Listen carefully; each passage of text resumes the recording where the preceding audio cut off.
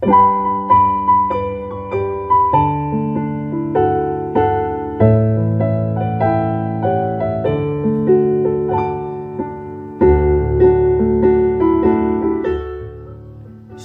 salam sejahtera bagi Bapak Ibu Saudara-saudara, anak-anak yang dikasihi oleh Tuhan Yesus Kristus.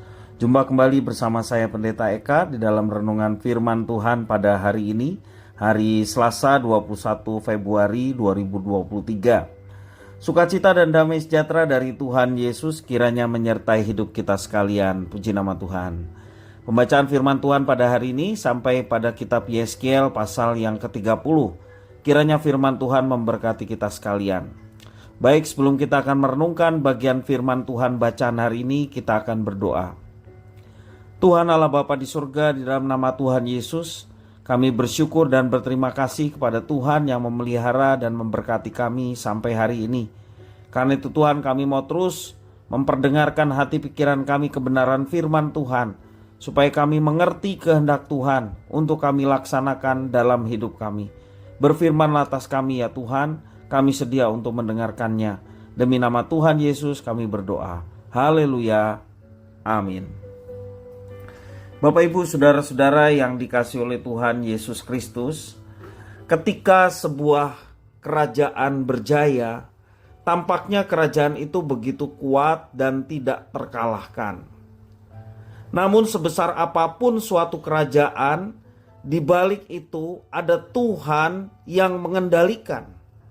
Baik Tuhan mengangkat kejayaan kerajaan itu, maupun juga Tuhan yang pada akhirnya menghancurkan. Tentunya menghancurkan karena kesombongannya. Bapak Ibu Saudara-saudara, saya akan membacakan di dalam Yeskiel pasal yang ke-30, ayat yang ke-1 sampai ayat yang ke-10. Demikian firman Tuhan. Datanglah firman Tuhan kepadaku. Hai anak manusia, bernubuatlah dan katakanlah, beginilah firman Tuhan Allah. Merataplah, aduh hari itu sudah dekat. Hari Tuhan sudah dekat. Hari dengan awan gelap itu adalah saat bangsa-bangsa. Ayat 4. Pedang datang atas Mesir dan Ethiopia akan gemetar pada saat berebahan. Orang-orang yang mati terbunuh di Mesir dan kejayaannya dilarikan dan dasar-dasarnya terbongkar. Orang Ethiopia, Put, Lut, seluruh tanah Arab, Libya, dan orang-orang dari negeri yang bersekutu dengan mereka akan mati rebah oleh pedang bersama mereka. Beginilah firman Tuhan, orang-orang yang mendukung Mesir akan mati rebah, dan kecongkakan Mesir yang ditimbulkan kekuatannya akan patah. Dari Migdol sampai ke Siane, mereka mati rebah oleh pedang. Demikianlah firman Tuhan Allah. Ia akan dimusnahkan di tengah negeri-negeri yang sudah sunyi sepi, dan kota-kotanya termasuk kota-kota yang sudah runtuh. Maka mereka akan mengetahui bahwa akulah Tuhan, pada saat aku menimbulkan api di Mesir, sehingga semua orang yang membantunya dimusnahkan. Pada hari itu utusan-utusanku akan berangkat dengan cepat-cepat untuk mengejutkan Ethiopia yang bersenang-senang, dan mereka akan gentar pada hari penghukuman Mesir, sebab sungguh hari itu akan datang.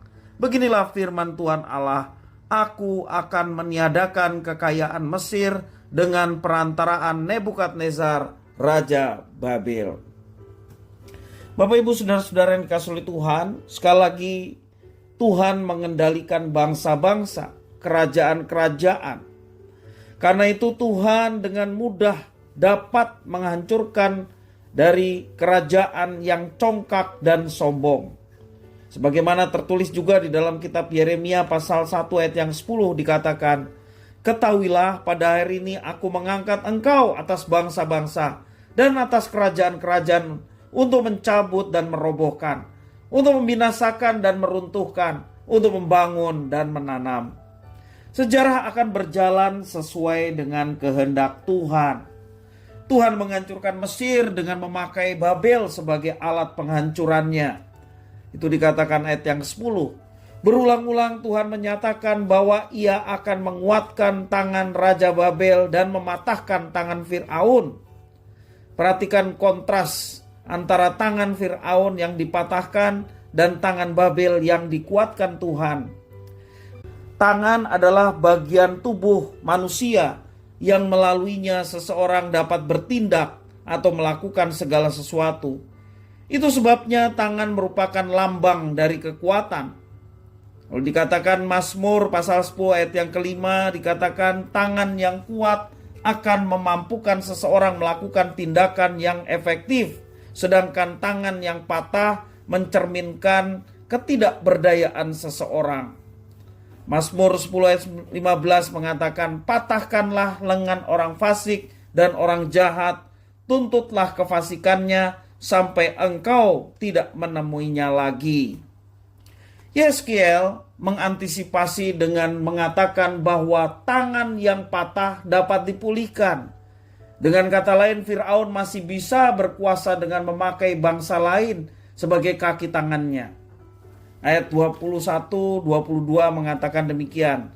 Hai anak manusia, aku telah mematahkan tangan kekuatan Fir'aun, Raja Mesir, dan lihat tangannya, itu tidak dibalut supaya sembuh kembali. Tidak ada yang memasang pembalut supaya kuat kembali untuk mengacungkan pedang. Ayat 22, oleh sebab itu beginilah firman Tuhan Allah, lihat, aku menjadi lawan Fir'aun Raja Mesir, dan aku akan mematahkan tangannya, baik yang masih kuat maupun yang sudah patah, dan aku akan menjatuhkan pedang dari tangannya. Karena itu Yeskiel menekankan tangan yang patah tidak akan dibalut supaya sembuh. Bahkan Tuhan akan mengatakan kedua tangan Fir'aun dan menjatuhkan pedang dari tangannya. Kekuatan Mesir akan dihancurkan seluruhnya. Itulah yang dimaksudkan. Tuhan membangkitkan dan menghancurkan berbagai bangsa dan kerajaan seturut dengan rencana dan kehendaknya. Pusat dari rencana Tuhan adalah umatnya. Sekali lagi, pusat dari rencana Tuhan supaya seluruh dunia mengenal Tuhan dan Tuhan berkarya melalui umatnya.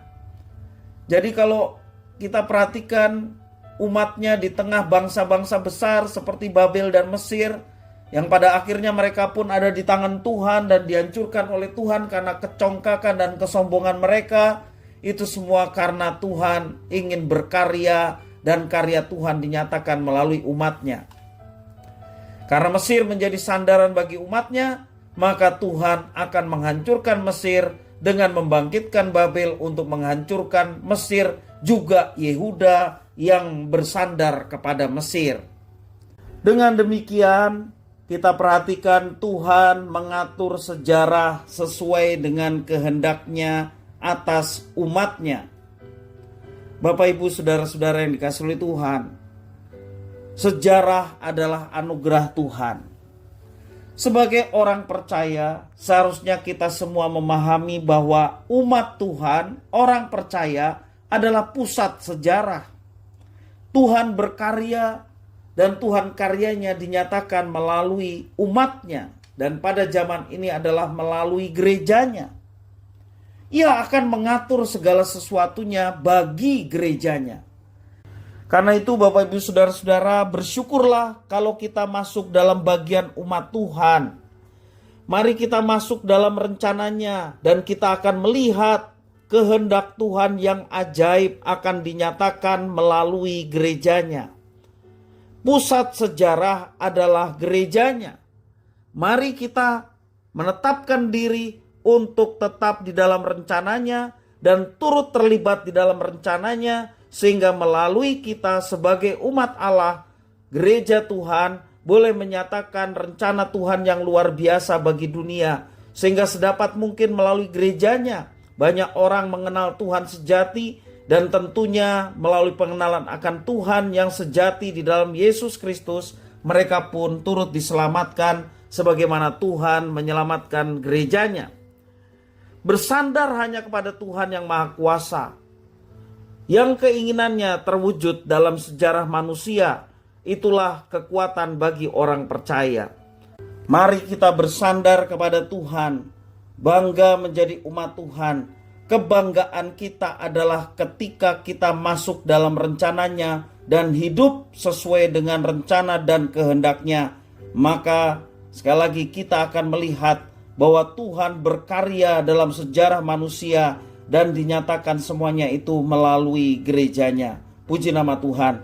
Kiranya firman Tuhan ini memberkati kita dan meneguhkan kita sebagai gereja Tuhan untuk terus bersandar di dalam kehendak Tuhan dan rencana Tuhan dalam kehidupan kita setiap hari. Mari kita akan berdoa. Tuhan Allah Bapa di surga, di dalam nama Tuhan Yesus, kami bersyukur dan berterima kasih kalau Tuhan telah memilih kami untuk masuk di dalam bagian rencana Tuhan yang akan dinyatakan.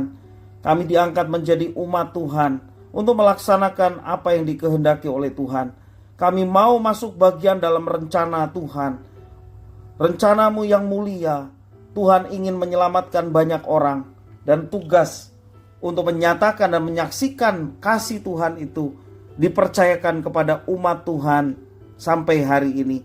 Karena itu kami mau masuk di dalamnya, menyatakan rencana Tuhan dan menjadi berkat bagi sesama melalui pemberitaan kasih Tuhan di dalam Yesus Kristus, sehingga sedapat mungkin banyak orang boleh mengenal dan percaya kepada Engkau sebagai satu-satunya Tuhan dan Juru Selamat. Terima kasih Bapa, inilah diri kami. Kami sedia menjadi pelaku-pelaku firman. Demi nama Tuhan Yesus kami berdoa. Haleluya. Amin.